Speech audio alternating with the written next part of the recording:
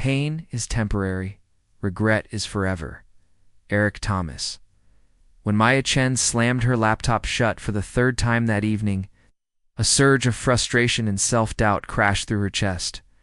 The marketing campaign she'd poured months of late nights and weekends into had fallen flat. Her fledgling digital agency in New York City was bleeding money. Her team was demoralized, and Maya Wentz, brimming with unshakable confidence, felt hollow. She questioned every decision. Had she overpromised? Underdelivered? Was she fooling herself about her own talent? In that raw moment of defeat, a phrase reverberated in her mind, one she'd heard in passing on a podcast featuring Eric Thomas, the hip-hop preacher. His voice had thundered, "Pain is temporary, regret is forever." First she'd dismissed it as hype, but now, staring at her failure, it felt like a lifeline thrown into turbulent waters. Maya inhaled, exhaled, and whispered to herself, "If I stop now, the regret will kill me." She realized that every entrepreneur's story is woven from threads of painful setbacks. The choice isn't whether you'll feel pain, it's whether you'll let that pain define you or propel you in the cold light of dawn. Maya sat in her favorite coffee shop, a stack of blank legal pads in front of her. She forced herself to relive the campaign's failures with brutal honesty. No excuses, no sugarcoating, missed deadlines. She'd promised in-depth analytics that arrived 2 days late. Unfocused messaging. Their ad copy tried to appeal to everyone and ended up resonating with no one. Team burnout. She'd driven her small team so hard that creativity and morale evaporated. Normally, such a list would paralyze her with guilt, but now she felt a strange spark of clarity. Eric Thomas teaches that pain is a signal, an endpoint, but a call to adapt, learn, and rise. Maya decided that instead of burying these mistakes, she would mine them for gold. She wrote down 3 powerful questions. What valuable lesson does each failure hold? How can I use this pain to craft a more resilient strategy? What bold action will prove I'm committed to growth? As she answered each question, her mindset began to shift. The pain of failure wasn't an anchor. It was the raw material from which innovation is forged. Over the next week, Maya transformed her agency's approach.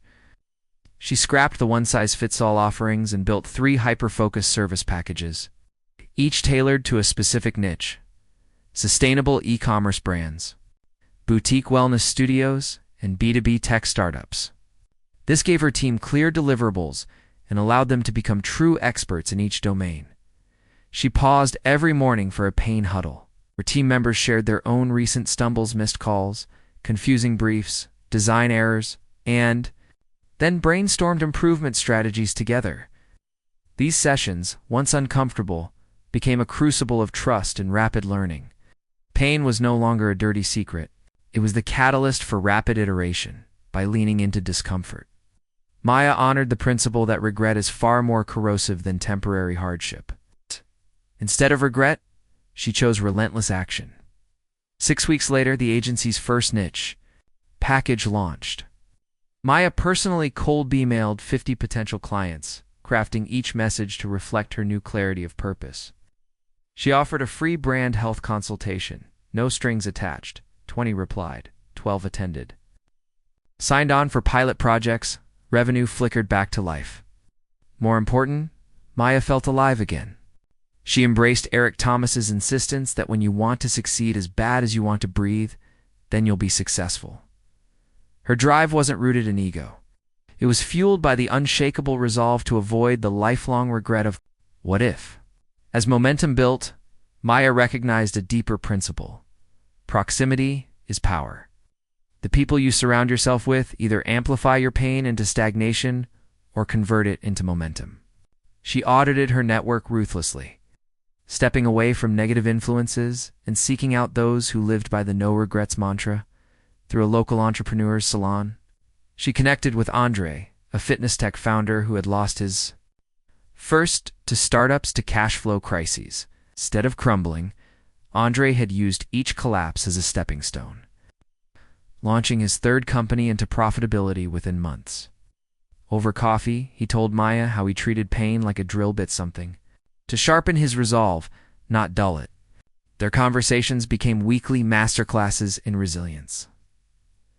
Another new ally was Sophia, former Wall Street analyst who'd left finance to start a carbon offset marketplace. She confessed how she'd weathered investor rejections painful as they were by doubling down on product market fit. Maya watched Sophia's data-driven approach and learned to blend emotion with analytics, ensuring her agency's bold ideas were grounded in real market insights. Internally, Maya instituted a quarterly regret audit. Every project ended with a transparent review of what hurt the hardest and what would be different next time. Regret was stripped of its power because it was faced head-on, documented, and transformed into a roadmap for improvement. This regimen also fueled Maya's personal growth. She started a daily journaling habit, each entry answering to simple prompts. Where did I lean into pain today? What regret did I avoid by taking action? These entries became a living testament to progress. Months later, when Maya launched her own branded online course Fearless Launch, Move Beyond Pain to Build Your Dream Brand, she had walls of evidence to draw from, stories of transformation that resonated deeply with her students. By the end of the first year, Maya's agency had tripled its revenue, expanded to a new Brooklyn office, and onboarded 10 full-time specialists. But the real victory wasn't financial. It was the cultural shift she'd instilled. Her team no longer whispered about failures in hushed tones. They celebrated pain wins, the moments where confronting a setback led directly to creative breakthroughs. Monthly town halls included testimonials, a copywriter who overcame crippling writer's block by reframing criticism as fuel, a project manager who rebuilt client trust after a disastrous rollout by owning every mistake. These stories created a self-reinforcing loop. Pain became the prelude to triumph, not the final act in a tragedy. Regret, once inevitable, was now an alien concept. Maya's transformation rippled outward. She began speaking at industry events, sharing her pain-to-purpose framework. Podcast hosts clamored for her insights, wanting to unpack how she'd turned recurring failures into a multi-seven-figure consultancy. Each appearance reinforced the core lesson. The only permanent regret is the one born of inaction. Alongside business growth, Maya launched a scholarship fund for underrepresented founders, those too often stalled by the fear of painful rejection. She mentored young entrepreneurs, relentlessly drilling into them the same mantra that had saved her. Feel the pain, then move.